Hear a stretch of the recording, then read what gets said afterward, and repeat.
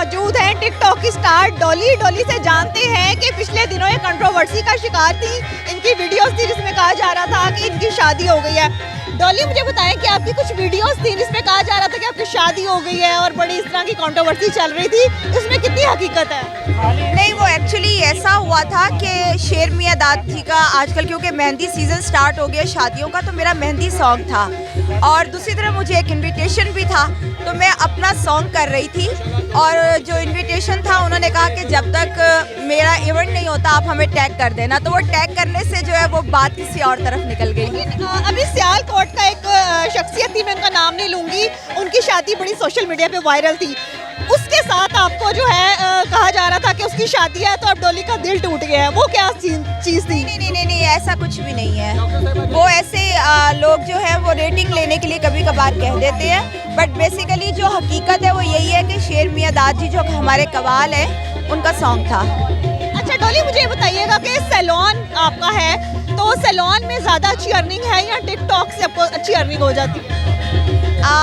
Salon जो है वो मेरा पहला प्यार है और मेरी कोशिश भी यही होती है कि मैं अपना मैक्सिमम टाइम जो है वो सैलून में अपने क्लाइंट्स के साथ स्पेंड करूं और हर किसी को बहुत खूबसूरत सजाऊं, क्योंकि उनसे जो मुझे प्यार और दुआएं मिलती हैं उनका कोई नेमुल बदल नहीं है।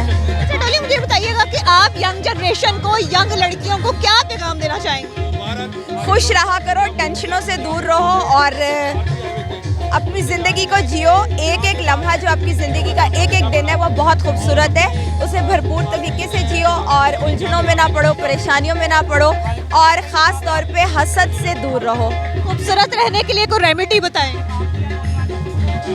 बहुत प्यारा दिल चाहिए जो हर किसी के पास होता है, बस उसको निखार के सामने लेकर आना है। आप तो दिल प्यारा होने का भी मशवरा दे रही हैं, और कॉस्मेटिक में क्या यूज़ करना चाहिए खूबसूरत लगने के लिए? कॉस्मेटिक्स तो देखिए, मेरे सैलून की अगर बात करें तो ऑब्वियसली हर तरफ अवेयरनेस है लोगों को और सभी अब तो ब्रांडेड कॉस्मेटिक यूज़ करते हैं।